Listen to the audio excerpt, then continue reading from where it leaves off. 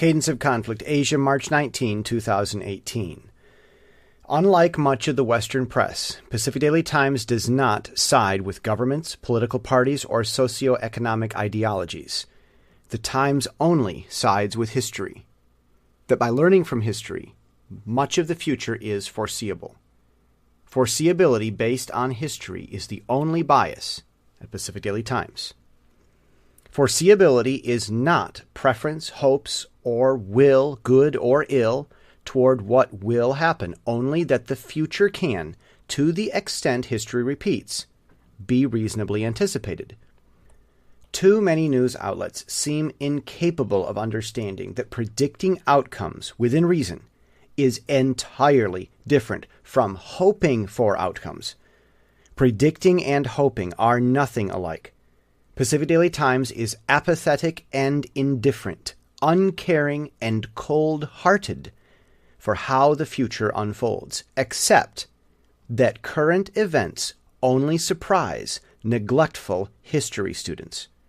Right now, foreseeably in Asia, not what is hoped for in Asia, points to the warring parties of China. The KMT Nationalist Party and the Chinese Communist Party seem to have a symbiotic relationship. Their fates seem tied like the villain and hero of some comic series. If the hero kills the villain, then both die, and vice versa.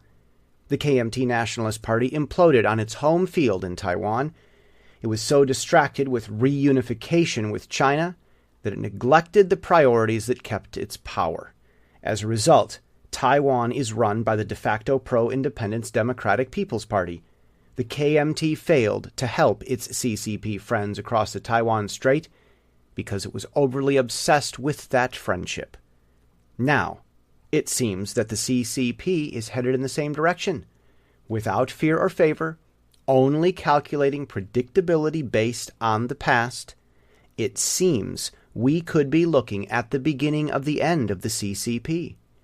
Every party that rises too high tumbles. History has executed this with zero exception, and will never accept rivals. History demands that history always be the only victor by making all others history. Since the founding of the current Chinese government in 1912, which the Chinese Year commemorates, China has confronted its own shame, which it still confronts to this day. The founder, Sun Yat-sen, was a Christian whose Christianity compelled him to the three pillars of Chinese society: nationalism, democracy, and justice for the people. Though the largest nation, China has never been the most powerful nation. Centuries of leader power distance touted oppression as peacemaking virtue. Some say it worked for China. Others say it failed for China. Actually, it was the only thing that happened in China. So there is no basis of contrast to prove definably whether that Chinese power distance ethic succeeded or failed, except that it brought China to 1911, where Sun defeated it. While the power distance left in the form of a government empire, it has neither left the ideology nor the mode of operation in Chinese culture, as repeating history proves once again this month. Xi Jinping's thinking remains uncertain. What motivates him? We really don't know beyond the evidence that his thinking reflects Mao and traditional pre-Sun Yat-sen power distance.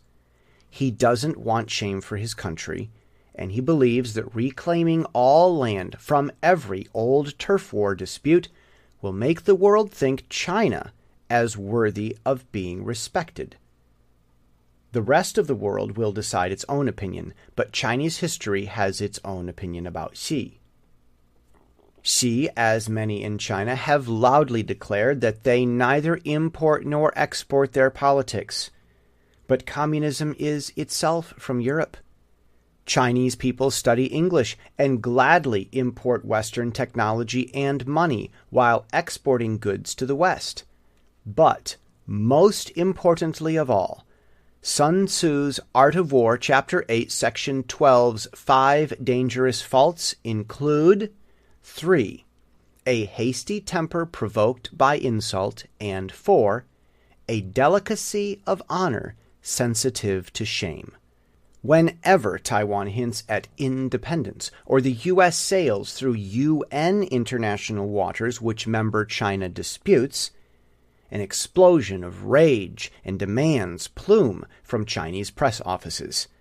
Then we have the insatiable need for respect, the motive behind China's desire for reunification with many lands, only one of those being Taiwan. Sun Tzu warned against these ideologies nearly 1,000 years ago.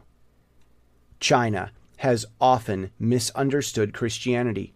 Just as with Confucianism, there is the essential belief, and then the government exploitation of it. Most missionaries are advancing a government-corporate hybrid, usually known as a denomination, with an administrative and monetary structure. Jesus did not teach this. Chinese often view Christianity as a religion between God and man, while Confucianism teaches relationship between one man and another. But Jesus taught that God and man is the archetypal relationship guiding the equally important practical application of the relationship between one man and another. The emphasis on the relationship between God and man to the exclusion of peer relationships came from European imperial governments misinterpreting the Bible and exploiting people's ignorance of Jesus' true teaching. The great mystery of how the West gained such power and success without the Confucian preferred version of an ordered society remains in the real Jesus. The founders of America, the Pilgrims, studied the Bible to love God as individuals, free from European government misinterpretation and control of the Bible, so they would love each other. All of this Bible study was done as individuals who loved God and had zero government control. The mess in the West today, interfering with China along with the rest of the world, is an attempt from old oligarchs trying to reassert their power over a free Bible-reading people. Xi Jinping is fighting against that same old oligarchy, as the American people are. Corptocratic cronyism of the West is a problem everywhere. Xi Jinping is trying his best with goodwill to overcome it, but he owes more to Sun Tzu's Chinese wisdom, and he is trying to overcome ancient evils of the West without first seeking to understand what virtues of the real Bible made the West so strong in the first place. As for whether and how it works out, history will have the last word, as it always does. And that is the cadence of the conflict already seen in the Pacific.